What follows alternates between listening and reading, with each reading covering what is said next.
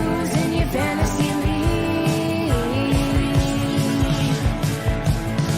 We got that blue and orange blood that you bleed. The most loyal fans there ever could be. We are that mile high Broncos country.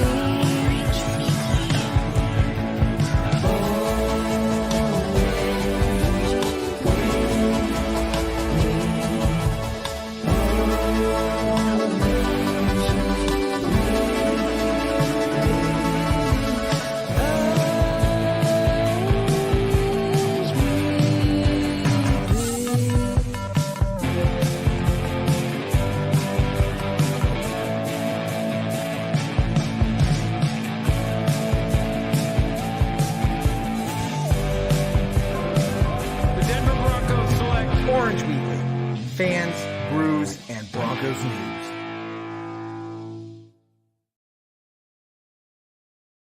What is happening, Broncos country? Welcome to another edition of the Bourbon Broncos No BS Postgame Podcast. My name is Kevin.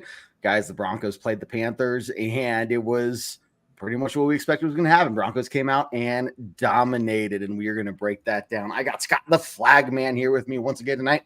And Scott, how are you, dude?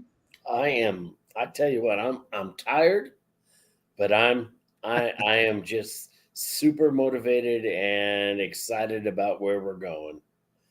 I'll tell you. Dude, it is a lot of really, and I don't know if Broncos country really understands maybe the position we're in. I think some people do, but we'll talk about that. And you know, there's a lot of good things to talk about, and not too, we'll get something nitpicky, but we could also look back through the first half of the season as well and kind of say, here's how we got to where we are. That accumulated in this, we're playing more of a JV team and one of the worst teams in the league, but still Broncos did what a good team does. And they go out there and they handled themselves well. Not saying that the Broncos are exclusively a good team already, but they're starting to show the things that a good football team does. And they just need to do that consistently. But man, Scott, what is some of your initial takeaways from just from the game in general, dude? Man, I was happy that they approached it in a business-like fashion. Even though they that first series, you fumble the ball, which you can take some things out of this and learn. We can't be fumbling the ball as consistently as we are. But we had a turnover on the plus side of the field. They go down, they convert it. And, years past, the Broncos would have said, I don't know if I want to really, maybe they're better than we thought. And I don't know if I want to really mess around here. Yeah. This team just said, oh, well, you know what?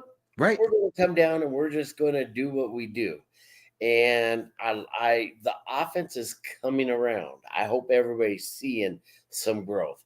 I do believe we have tight ends on the squad. Right? What? Right? They exist. Surprise. Them, we could start doing more with them. I think we've got a lot of positives to take out of this while addressing some of our negatives. We can't turn the ball over like we have been. Yeah. Penalties still are kind of dinging us, but I think Vele is we're scratching the surface with that guy. And I really just hope at some point Troy Franklin realizes he got to start making some catches, tough and easy ones alike, because he's got too many balls that aren't perfect, but they're catchable, and a good NFL receiver catches those. Yep. And he's got to start doing that. But that being said, and I knew Cortland was going to have a game. I just knew Cortland was going to, especially after the Saints game. I think was that maybe one of our first 100-yard receiving days from a receiver in a while? It might have been. Yeah. It actually might have been. I'd have to go back and research that, but I think so. Yeah. And it's 100 on the dot. Yeah. Yeah. And he could have had more. He had a couple taken away from penalties, and but he looked good. And the tight ends, I was just glad to see us using the tight ends like we should have been doing maybe a few weeks earlier. So maybe we're growing, we're developing, and Bo took some steps forward this week. 100%. I think you hit a lot of the highlights from the positives that we've been seeing. Just circling the news cycle today, and we got everybody up in here in the chat so far. Neil, Gary, Paula, how y'all doing? If you're listening to us on iTunes, Spotify, Google Play, Stitcher, you can also check us out when we're doing the show live on Monday nights. Just check for the time to see when we do those, normally about 8 p.m. Mountain Time. So check back for that. But definitely glad to have people here live.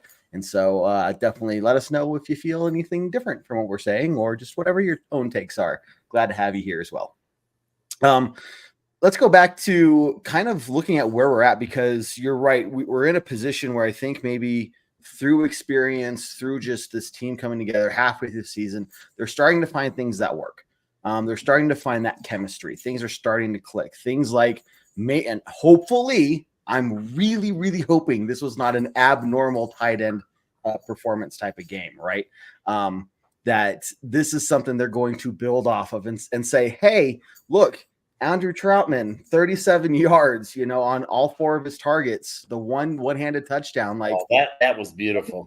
We have more weapons other than our wide receivers and running backs. Like, we can utilize, whatever realization needed to happen in somebody's mind there, whether it was just Bo Nix getting that chemistry, just finding the right guy and just, okay, this is the one I want to go with, the play calling, whatever it is, the scheme, it worked.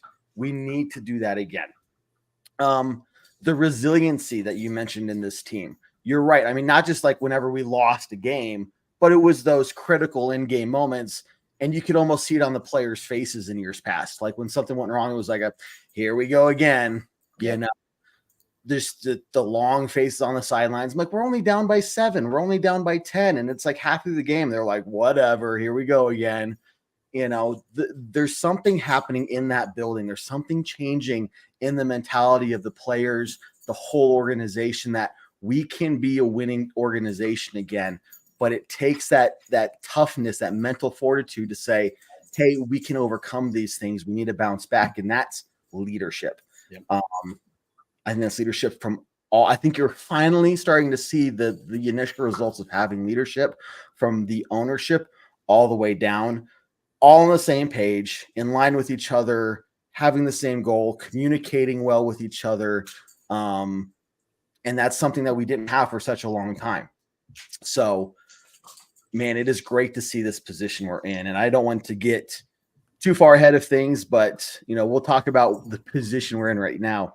In terms of the being 5-3 on the season. But Scott, I want to get your take on this. Now, granted, in this last month, in the month of October, a lot of teams had bye weeks, like Caleb Williams. I think Daniels had a bye week as well. But if you look at the quarterback, rookie quarterback rankings in October, so just the rookies, Bo Nix, 7 pass touchdown. That's first. Pass touchdown and interceptions, the ratio is 7-1. He threw 1 interception in the month of October. Hey, Broncos country, listen to me for 1 second. Your quarterback threw 1 interception in the month of October. That's first place there. Pass yards, 870, first place. Rush touchdowns, 2, first place. Wins, 3, tied for first. Scott, what do you make of that, man? You know what? I think it's about time that he starts getting a little bit more credit.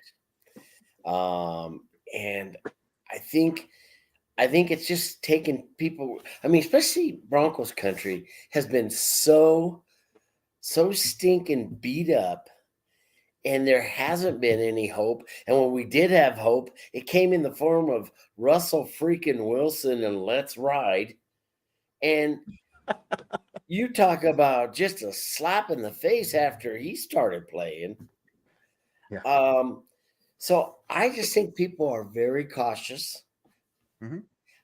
I think people are just waiting for the other shoe to fall. They're waiting for That's him to fair. fall. That's fair.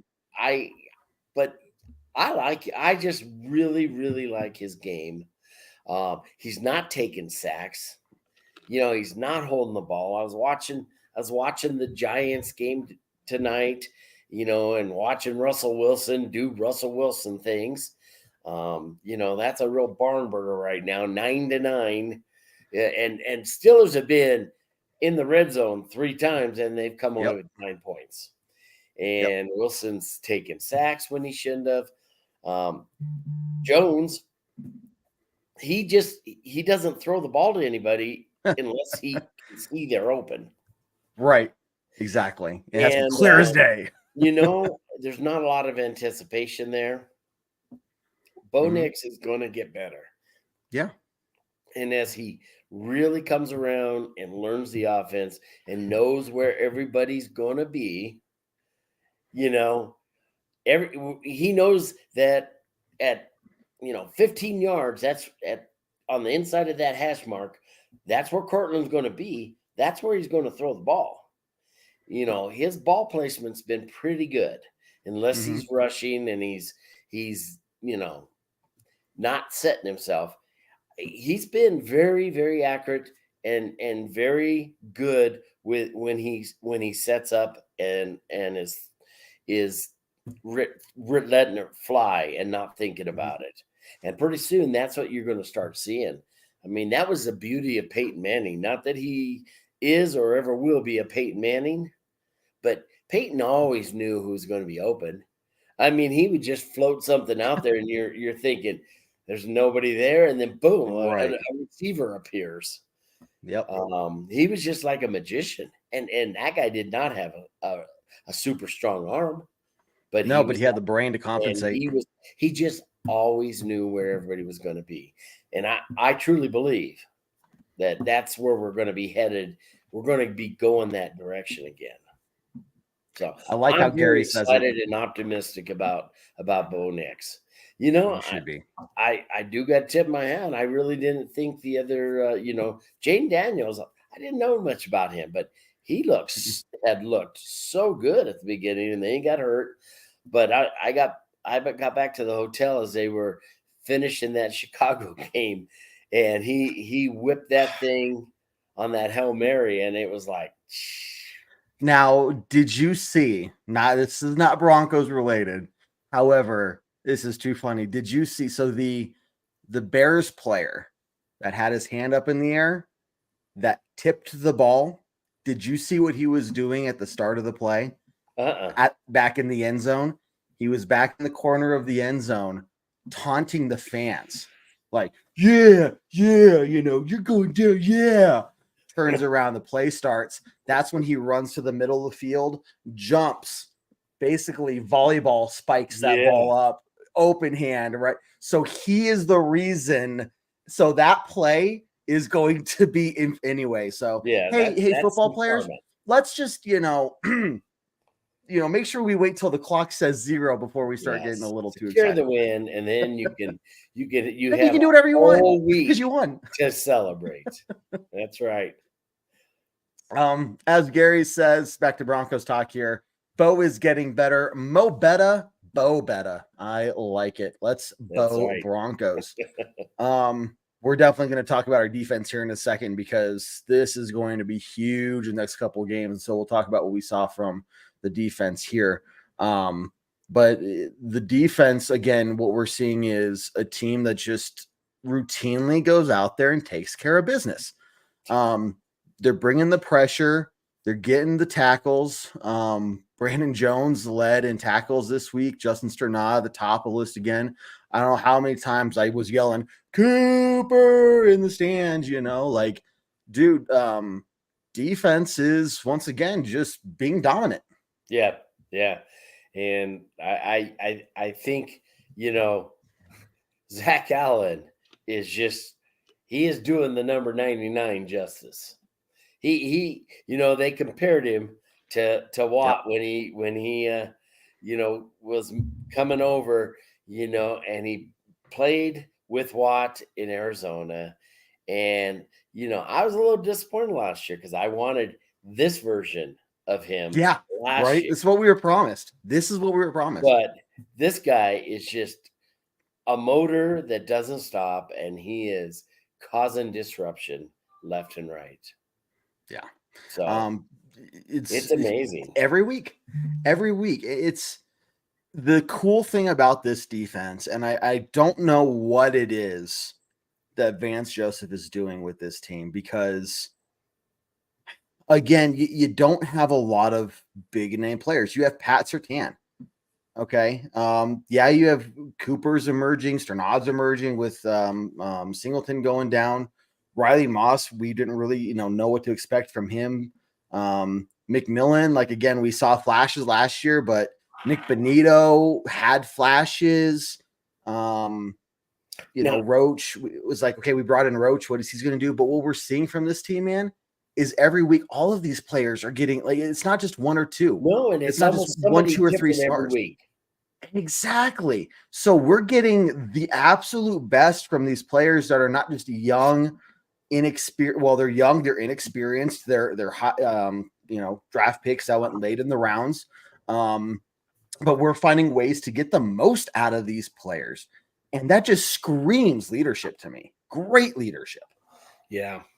And one thing we have not talked about, and it's funny because special teams had been so much of a joke for the Broncos forever. Right. Yeah. And suddenly, first off, you don't even think about it anymore. But every week, somebody is on special teams is making a huge play. That down punt. I mean, wasn't that fascinating? Kroll gets down there. Who was the first guy that knocked that ball back? Remember. But then Kroll's there because that ball wasn't going to make out of the end zone. And then Kroll goes down there, and he's right there, and he jumps and tosses it right back in. It is nice to not only not have to worry about special teams costing you, but maybe thinking that, wow, maybe they could be the lucky bounce we get. Exactly. I mean, that guy, that's all Sean Payton's guy from the old guy they got from the Saints. And it's fun not talking about special teams every week. That was getting 2 years ago. 2 years ago, guys. Not that long ago. Broncos had the worst special teams in the league. They've turned this thing around in 2 years. I mean, what more could you ask for, dude? Even the kicking game's gotten better. And I was not a big Riley Dixon fan. No, I used to call him Mr. 41 because every punt, before I even saw where the ball landed, I'd say, okay, that's about 41 yards because it was always going to be 41. Exactly. He's getting a hold of a few of those now. And, I mean, the guy's got a monster leg. In college, I think he was a beast in college from Syracuse. For sure. But to see him again, that flipping that field position is so key in today's offense, especially today's game when the offense is so heavily favored. Yep. This is an offense favored league right now. So you want to get them as far away from your end zone as possible. So those guys that maybe are only making $1 million, because they have that one job, that can be the keystone of a game. If you keep pinning the other team back there within the 10-yard line, the 15-yard line, that's going to make a tough day for them, So you have to have that talent. And the Broncos, I don't think, necessarily had it to begin with, but they cultivated it within the players they've had. Bringing over Will Lutz was a great move. I mean, just like a lot of things last year, we were all very skeptical when it started, right? But look at what he's turned into. He's been very consistent out here. But so So let's get your take on this. I want to hear what you saw on that fake punt. I know there was some anger, if you want to call it that, from the Saints players for like Sean Payton's trying to run up the score on us. I'm thinking like we have an opportunity to try something that we don't normally get to try, and it's not going to hurt us if this doesn't work. So why not? But I mean, what did you see from that, from your perspective, man? Well, and that's the thing, I'm not mad that they ran some of those plays. I'm not mad with the double pass. I think it's fun. It's great. I would like to see those things hidden a little bit until we really, really need them. But, I don't know. KC does this all the time. They pull all this garbage out of there. They're just throwing crap against the wall to see what sticks because they know it ain't going to, if it doesn't work, we'll go back to some conventional stuff. So I like some of that stuff. I think that's just Sean Payton's personality. And I don't know if it was because he used to coach in that division and he just wanted to stick it to it, or if it's because that was the team that interviewed him last before he got hired for Denver. I mean, I don't know why he'd be mad about that. I mean, he's with a much better team, but maybe it's just a way of saying, hey, because he's arrogant, and I don't have a problem with that. I like a little. You can back it up with wins. Coach. Yeah. Yeah. So I don't have a problem with the trick plays at all. I get it. I don't think we were running up the score. I think we just saw the opportunity. They probably lined up in something that the backup call is, hey, you see this look, this is what you do. Very true. I'm not that smart on football, but I think that's a lot of it. And that may have been, may have been practicing that double pass all week, thinking we get this look. They're susceptible to it. So they get the look and they run it. What else are they going to do? Just not run it because they're kicking their butts? Yeah, I don't have a problem with them doing it.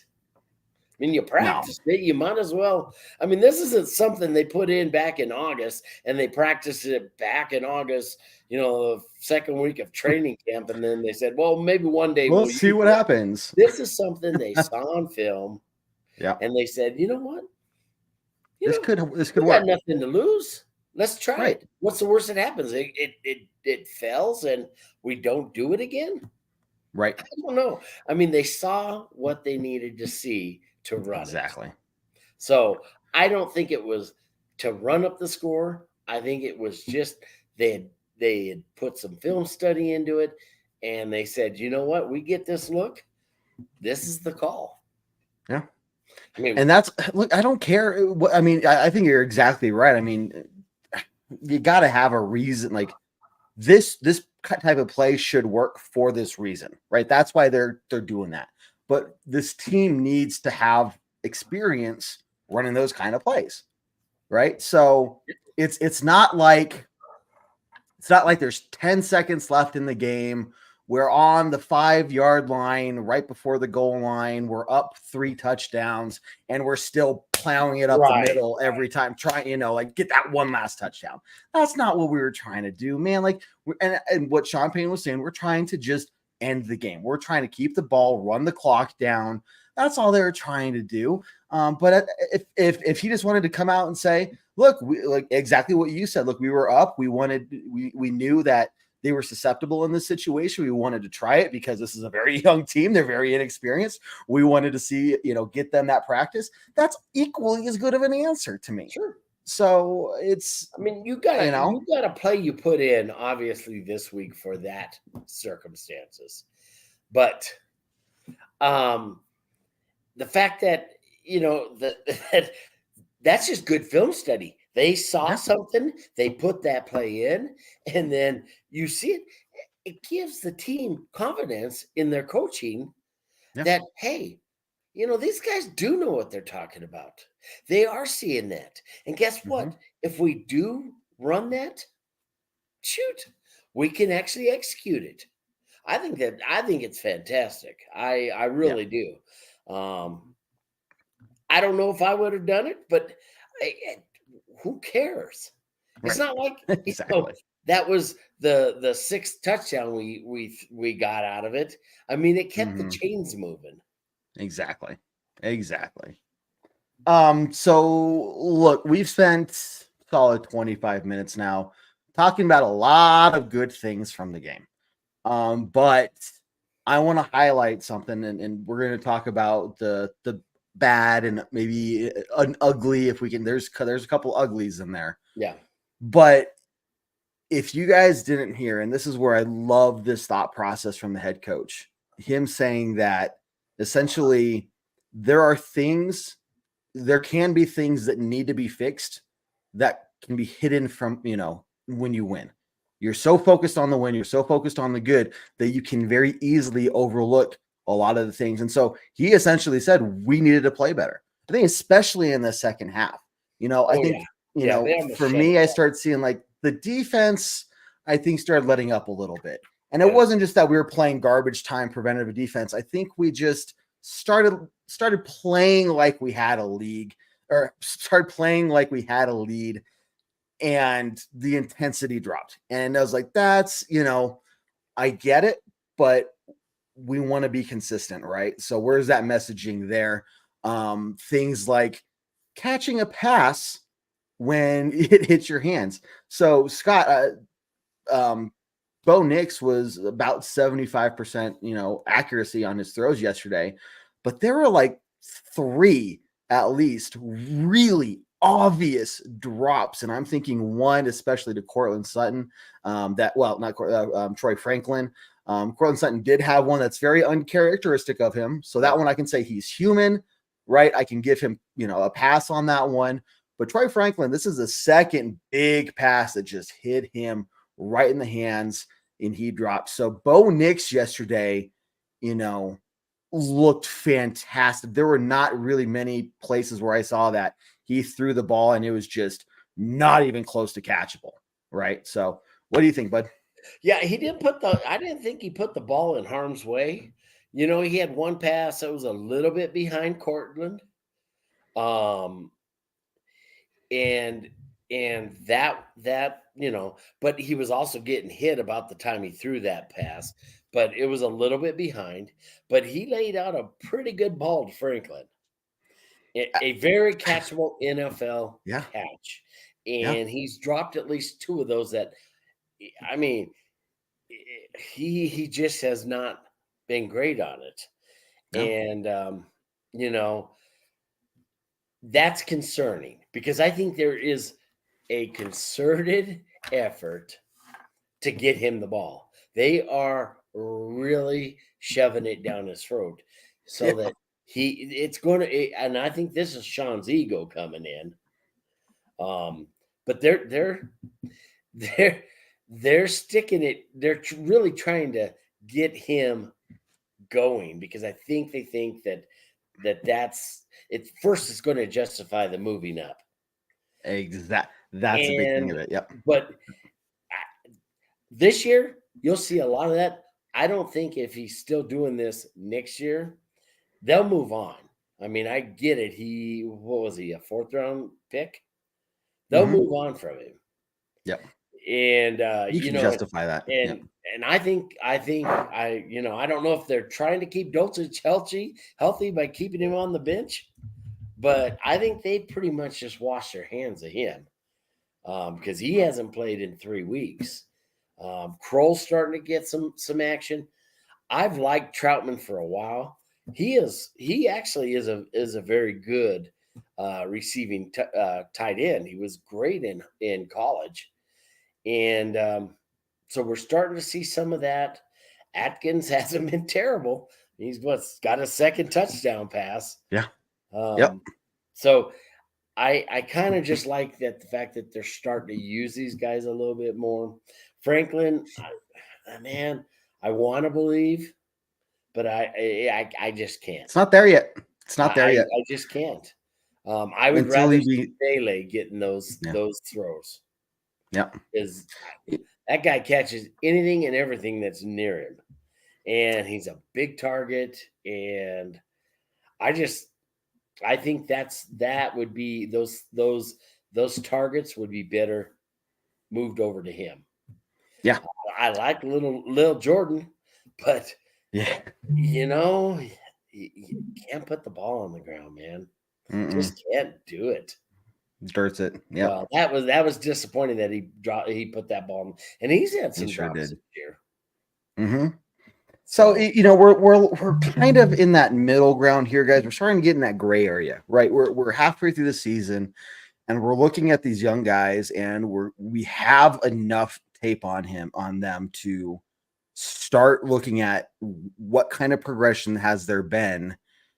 And to me, if I'm on the coaching staff on a young team that's rebuilding, that might be, hey, we're in a position for possibly I mean, the P word, I don't want to jinx anything, right? So we're kind of balancing. We want to get players exposure and opportunities to grow, but what are also the players that, we're seeing could be long-term solutions, right? Is Franklin somebody that we're really going to continue to invest a lot of time in, compared to Vele, who, has been given maybe less opportunities out there, but has taken advantage of those? Yes.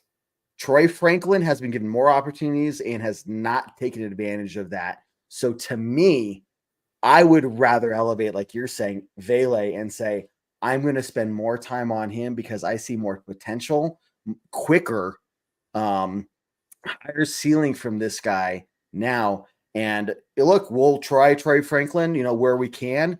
And if he can turn things around and make those opportunities work for him, then great. We'll reevaluate at the end of the season. But right now, it doesn't make sense to keep pushing it to you because it's just not there. And I still think that there's potential in the guy, but I still also think that he doesn't really need to be on the NFL game day field yet. No, I'd rather even see Mims get some of those targets. I mean, I'm not sure what the deal with Mims is, but it seems like him and Franklin are the same player essentially. And I just seems like Mims has actually, when he's gotten that opportunity, he's actually made the catches. Mm-hmm. Franklin has not. No. And Mims is a quandary to me. I'm not quite sure I understand what his role is. Seems like they could figure out because he's got great speed. They figured it out last year against Washington when they threw those 2 long passes to him. I sure did. But other than that, the poor kid's not had the opportunity. Mm-hmm. Yeah. Well, Scott, you're talking about quandaries, and I have one. I don't know who drank all of my Breckenridge Distillery Broncos blend. It might have been bourbon. me. It's gone. It might have been because this was full like 3 hours ago. I'm just kidding. I didn't drink this in 3 hours. However, I was going guys, to say 3 go months check these guys ago, out. but 3 months ago. No, guys, go check out Breckenridge Distillery, their championship blend. I got 2 options this year. A little the vodka. bottle. Yep. Broncos vodka. So if you're like, I'm not a whiskey person, I'm a vodka person. Hey, Breckenridge Distillery's got you guys checked out as well. We are halftime here at the Bourbon Broncos No BS post-game podcast. And Scott, speaking of halftime, the Broncos lead the league in another category that I don't think the fans are very well aware of. Apparently, the news is that Uncrustables are incredibly popular at halftime around the NFL, and the Broncos lead the league in Uncrustables eaten at halftime by a lot. Now, this is unverified. I'm not sure what the data source is. However, it's good to see that the team does have the lead in yet another category in the league. So, hey, if you're hungry at halftime, grab some Uncrustables. I'm a fan personally of the new raspberry jelly flavored Uncrustables, and this is not a sponsored spot here. So anyway, guys, make sure that you do check out all the other content here on the podcast from our Tuesday night shows. Bourbon Broncos No BS, that's our main flagship show every Tuesday night at 7 p.m. Mountain Time. Game days, as long as we're not all at the game like we kind of were this last weekend, we do have that pregame show, Tailgate Talk, 1 hour before kickoff. And then halftime show, we're live during halftime as well. Thank you to Jared this last week for taking care of that for us. This post-game podcast, we have the pre-game podcast, iTunes, Spotify, Google Play, Stitcher, wherever you guys listen to your podcast. I guarantee you we are there. So make sure you follow, like, subscribe for the algorithm, guys. That helps us out more than anything else. If you want to donate money, if you want to donate stars, like I'll take it. I'm not going to say no. I think Jared needs food for his pet gerbil that he just bought, but we'll definitely donate that to him. But if you want to help us out even more, if by all means across the board, the biggest thing you could do for us is like, subscribe, share, comment, leave us a review, all that stuff. So thank you very much. For everyone who's been tuning in so far, Clayton, glad to see you here as always, saying hit that like button and share as well. Michael's in here, Gary, Sean, we got Neil and Natalie. How you guys doing? Glad to see you in here. Great to see everybody. So again, if you're listening to us when we're recorded, and this is one of the podcast platforms, thank you for tuning in. Definitely appreciate it, and definitely appreciate everybody here tuning in while we're live as well. Gary, thank you for the pretzel donation. As long as they're chocolate covered, we will be fine.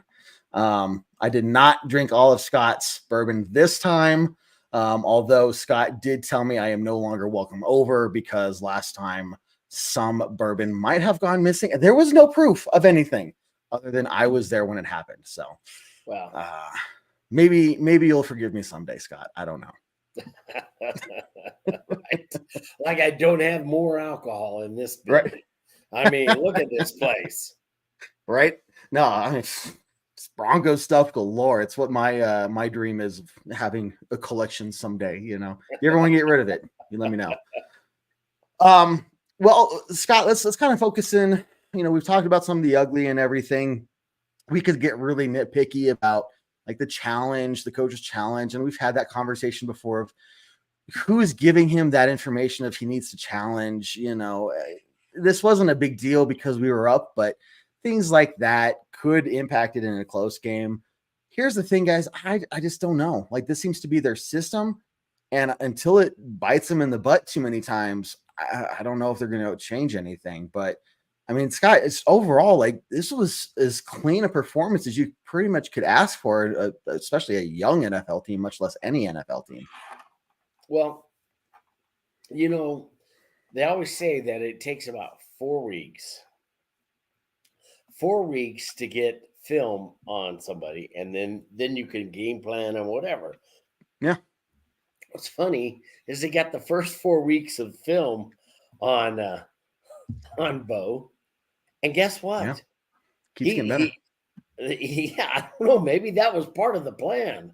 Maybe that was the reason they had such crappy game plans and basic game plans. Yeah, because they wanted to later on say, okay, now you think this is what we do. Now we're going to do it this way. I mean, we talked about this 4 weeks ago. Where's all the, the run pass option? And suddenly it appeared. Here we go. And bootlegs. We're seeing a couple more bootlegs this week. We're seeing him get in the pocket. I do think that it would be nice if I don't like when he starts doing the pirouettes and doing the Russ scramble. I'd rather see him just make a decision, put the foot in the ground, and go like hell up the road. Yeah. Yep. You know, I still think somebody is telling him to hesitate just for now, just to force him to learn how to play in the pocket. That could be. I think after, maybe after this year, after they're like, look, you've got it. You've got the pocket stuff. It can still be improved a little bit, but at this point, the difference between staying in the pocket, staying in the clean pocket, understanding the timing, having that feeling of when it's collapsing, and then knowing when to go versus just, oh crap, I immediately feel extra pressure. I'm immediately getting out of there and running. And, then you create a quarterback like Russell Wilson, who great when they're young and they can they use their legs, but when they're older, they can't use their legs. They don't know how to play in the pocket. Everything all of a sudden falls apart around them. That's what we're trying to avoid with Bo Nix. So, man, Scott, I feel it. I see it too. There were, I think both, at least two of the sacks They only got 2 sacks. So the Yeah, 2 that sacks we got both other times, one I that was he like, had a lot of opportunity to go. get away, but I'd rather him take the sack than to Yeah. throw it in harm's way, which is 1 what a lot of interception these in guys October. do. Yeah. 1. A lot of these guys, they see that and they start trying to they start trying to make something when it really isn't there. Yeah. And but I like the fact that he's not taking unnecessary sacks. Mm-hmm. There was one play he was running around, and I'm like, just throw it Get rid of it. away. Yeah. It isn't Yeah. there. I promise you, they're at some point, and that's I think a learning point too. Like you're so engrossed in, oh, I avoided, I have another chance. Oh, I avoided again, I have another chance. Like, oh, I got away again. Well, I think by that point you're gonna get got, you know. Yes. So maybe after the second time and it's still not there, you know, and that's maybe a point of. But man, if we're getting this kind of nitpicky, you know, again, recognizing, just like Coach said, this was a bad team. There are things that we could have done better, but at the same time, you basically won 28-7. Yeah, they got that garbage time touchdown. Yeah, it could have been 35-14, but we fumbled on like the 1 yard line. So you could have said all these ifs, ands, or buts, but at the end of the day, we scored 28 points. All 4 touchdowns came from Bo. 3 through the air, 1 on the ground. 28 points from the Broncos quarterback. I mean, Can't ask for much more than that. Tip of the hat. And the running, you know, I like the fact that they gave Williams 17 handoffs. You know, he was like 2.6 yards a carry, which isn't great. Isn't even really good. But I think that's what you got to keep doing, because then you put McLaughlin in there and you get him out there and I'm telling you, he's gone. This close to breaking one. Yep. It's just, he's had a couple just last, back in the secondary. Yep. Yeah, he just seems to get that little shoestring gets caught and boom, down he goes. Exactly. Or they didn't mow that one little patch of grass and that blade gets him. Yes. But I think he's close, and he's going to break one. Well, and it's interesting. They were talking about that. Coach mentioned that in the post game of, the Panthers do like to maybe play more of a base defense, which means they're going to load up the box a little bit more, but they stay committed to the run, and that's exactly, I think it's kind of a similar game plan for what you're going to see this next week, because not to spoil the beans on anything, guys, but believe it or not, and I am not making this up, the Ravens have a worse pass defense than the Panthers. So that is hard to believe. Look, after watching what the Panthers put forth last week. Exactly. Now look, the open receivers. We haven't had open receivers all year, and you got people just roaming the middle of the field like, here I am. Yeah, it's beautiful. But look, beautiful thing. Let me go back. There was a comment earlier. Where was it? Jeremy, whoop them Ravens. Michael here. If they can manage a win in Baltimore, they can can be taken more seriously.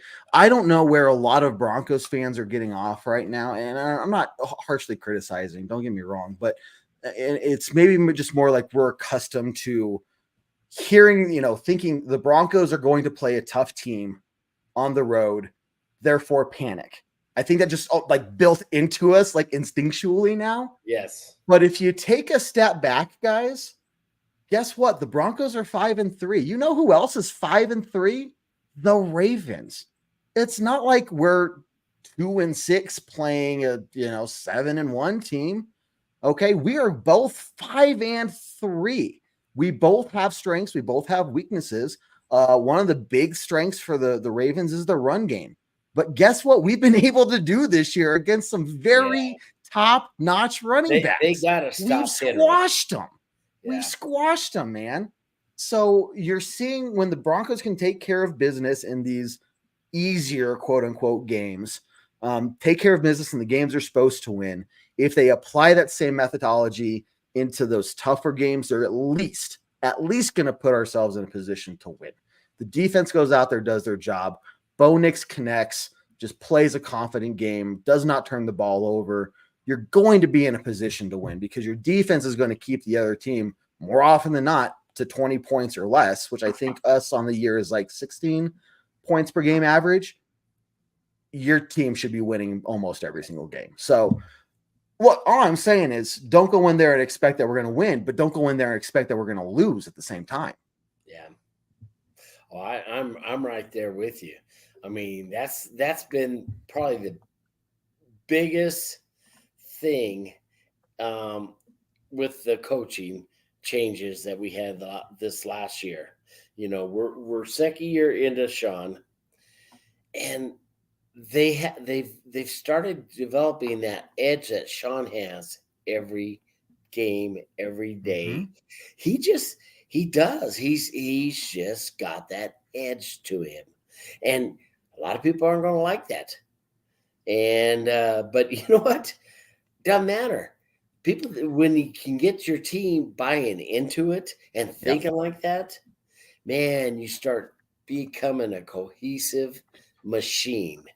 And it's got to start somewhere. And I think, you know, it's awesome that we're starting to get a little cocky, but we're also keeping it real. We know we could go back. We learned lessons last year.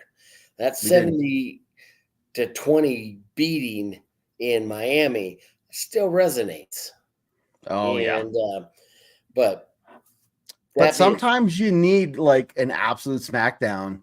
And if you have the right leadership in place, they can walk away from that and say, okay, you know, we're changing, lessons learned, and look what happened. Versus just being like, oh, we lost 70-20. Yeah, we're the Broncos. That's supposed to happen because we suck now. You know, like if that happened under Fangio, that happened when Vance Joseph was head coach. Look, there's no way we could have recovered from that. I don't know if we would have won another game for the rest of the season after that. But yet somehow we still went on a 5-game win streak, beat really tough teams that lost to the Chiefs. The Broncos lost 70-20, and then the Chiefs lost to us, right? Like we turned things around. We learned those lessons. So and the Chiefs, I don't know if anybody's been watching the Chiefs. The Chiefs don't seem to be the Chiefs. Kelsey's just caught his first touchdown, which is insane. And to anybody who drafted Travis Kelce in the first round of their fantasy drafts, joke's on you. I knew you were dumb butts, you know, but come on, like now you're paying the price for it. Yeah, dude, there's a lot of things going on. And I get that Sean Payton's not a player's coach, but the previous 3 head coaches have been players. I don't think he is. I think he is a player's coach. Not in the traditional sense. They got to be his players. Well, and I think what he wants, just like Shanahan. Shanahan was a no BS guy, but the players that played for him, that stayed for him, they loved him. Mm-hmm.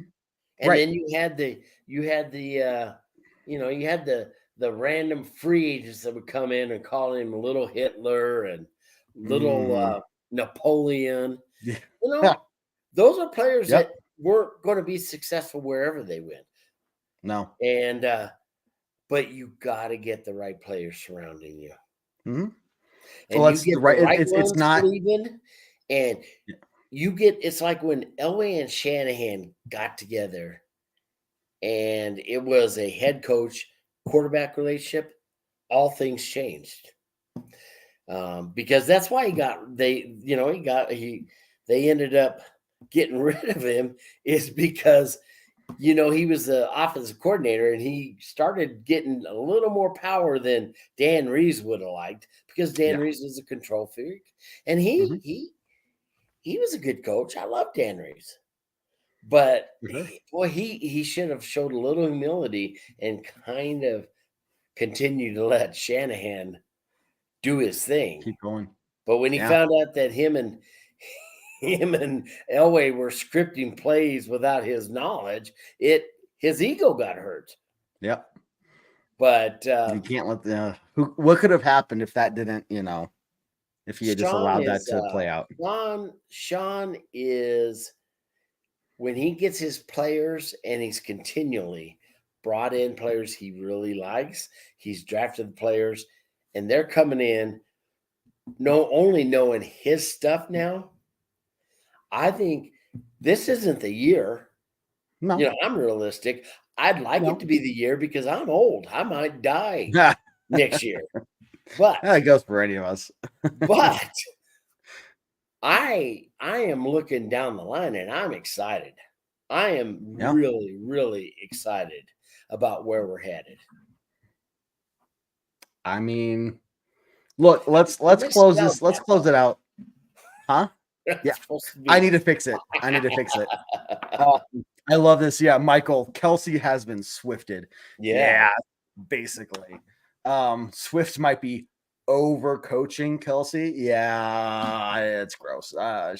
She's gross. That's gross.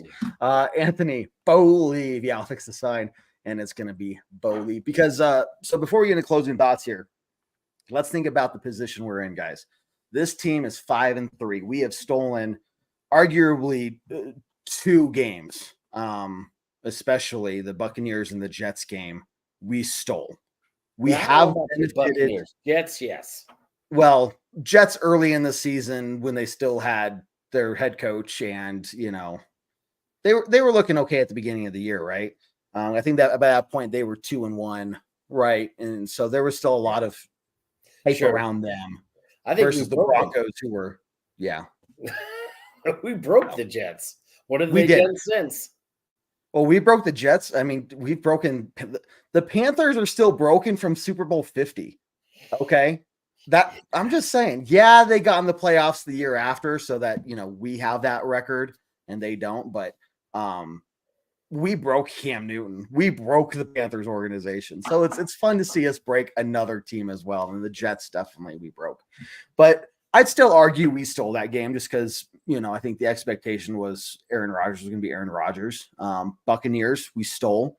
Either way, the Broncos have done what they can to put themselves in the situation where we're in. We're 5-3. Yes, we have 2 tough road games, but let's think about this, guys. If the worst thing happens and we lose the next 2 weeks, we're 5-5, 7 games left on the season. Find me a game that we're definitely going to lose the rest of the season. Falcons, Raiders, Browns, Colts, Chargers, Bengals, Chiefs. Chiefs at home. There's not a single game where you're like, we're definitely losing that game. If we're 5-5, we win 4 of those 7. That's very realistic. Now, guys, not only are we talking about a winning season in that case.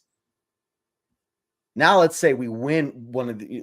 Ideally, I would rather beat the Chiefs, but we won those 2 games. We're 6-4 now with those 7 games remaining. I mean, we could be a 10-win game or 10-win team this year. So there's reason to be excited. There's still a lot of work to be done, a lot of growth to be done, a lot of learning to be done. A team in a rebuilding phase that goes to a playoff is still in a rebuilding phase. Just because you make the playoffs once doesn't mean cool, we've rebuilt. We've done it, guys. We made it. No, you just got you got these young guys, these inexperienced guys, the very first taste of real playoff football. And playing the Ravens and the Chiefs on the road is kind of giving us a little bit of a glimpse potentially into how they are facing some of these potential playoff teams. And there was a comment earlier. I'm probably going to not find it now. But yeah, Mike here, if we can manage to get a win against Baltimore, just what that would do for us. So this is cool, man. This is a cool position to be in because none of us thought we were going to be talking like this mid-season. No, I tell you what, only the most optimistic. Not even me. And I'm pretty optimistic. I sleep with my blue and orange goggles on, basically. And I didn't think we'd be talking like this halfway through the season. I don't know. I love the comment that Sean Payton made when he said, the first time I only win 6 games will be the first time. So I've already bet the over on that. I've already Smart. I did a bet at the beginning of the year for, they don't even have to win the division, win the division. They just need to finish second. Right now, where are we? We're finishing second right now. I think Charger going to Charger, and Raider, I don't know what the hell they call their stuff. They're just going to keep losing.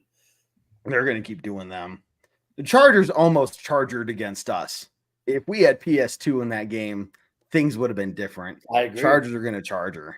Look, there's going to be a lot of good things to talk about coming up, guys. So you're going to want to make sure you keep following up on the Postgame Podcast, because this is, Scott, we always argued back and forth here at the podcast. What was tougher, the pregame or the postgame podcast? And I always said the postgame because, well, for the last 8 years, it's been nothing but bad news pretty much every week, and we're always talking about all the bad stuff. Whereas the pregame, they just get to make, open-ended predictions. Like, it's going to be 63 degrees and Bo Nix is going to run for, 300 yards. And that's my prediction. Oh, that's really hard, right? Sorry guys, I love you. Pregame podcast rocks too. Check them out.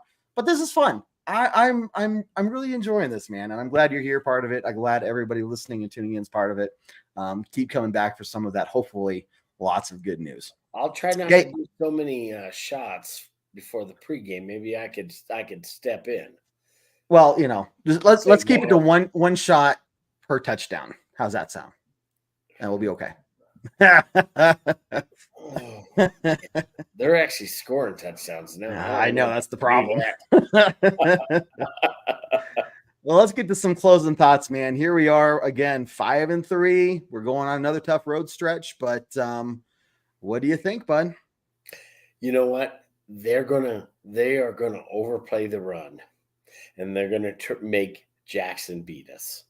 And I don't mean Jackson running around like a madman and beating us that way. Mm-hmm. They are going to make Jackson actually have to throw the ball. Yeah. And that may be his downfall. That might be it. Yeah. Against this defense. Yeah. You shut down King Henry. You keep Jackson in the pocket. I mean, hell, we pushed him to the limit when we sucked. Yeah. Yep. Yeah. And I truly believe make him beat you. Yeah. I think this might be a 4-sack game, maybe 5. Okay. I think Coop's going to get one. I think Allen's going to get one. And I think you're going to see some exotic blitzes. Mm-hmm. And we're going to try to make him beat us through the air, because I don't know that he can. I don't believe he can. But that's my bold prediction. And I like it. Bo Nix is going to run for 900 yards that game. There you go. And 6 touchdowns. Hey, you're perfect for the pregame podcast, man. I'll let them know that your qualifications check out. You're just as good as it. No, I'm just kidding. Again, love them. Make sure you check them out. They do a great job with that, guys. Gary, take Allen for 2 sacks. Look, guys, there's a lot of possibilities for these, because again, we're seeing these guys do it week in and week out. It's none of this, like, you name any of these players. Benito, 2 sacks. Understandable. Yeah, that's very possible. Cooper, Allen, go on the list. Franklin Myers, Roach, any of these guys. It's great to see. Takeaways, I think we can improve on those, but Riley Moss had an interception, PS2 with another interception last week. We can get this done on defense and at least give our offense an opportunity to make it happen. And again, getting some of that confidence that Bo saw this last week, in connecting with some of those passes, even ones he didn't connect on, I think he should walk away feeling very confident if he hit the receiver in the hands. He did his job.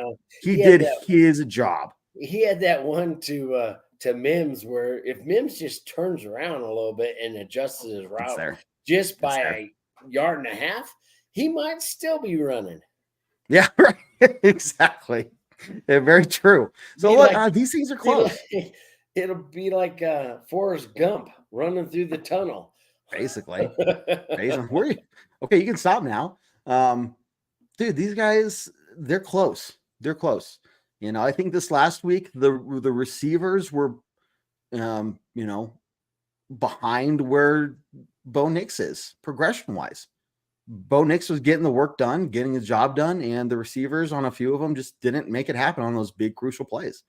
Now, if we connect on those this next week, yeah, Ravens could very well be in trouble. We get a couple 30, 40, you know, bombs down the field like that. That not only flips field position, but puts you in a chance to score more points. And it's going to be fun, man. It's going to be real fun. So, okay. Well, guys, thank you once again for tuning in to another edition of the Bourbon Broncos No BS Postgame Podcast. Make sure before next week's show, you grab another bottle of the Breckenridge Distillery Broncos blend. I know I will be doing that. And to get ready for the show. We will be back on Tuesday night, 7 p.m. Mountain Time for the main show. So we'll see you then. But Scott, as always, thank you very much, good sir. And I don't think there's anything left to say on this show other than end as we always do on a very strong Go Broncos. Take care, guys. Do what I like, yeah, do what I like, yeah, do what I like. Sip and go, sip is right, and I go with the flow, yeah, I go with the flow, yeah, I go with the flow, cause I know I'm the show. In the zone, here I go, in the zone, here I go, in the zone, here I go, yeah, they know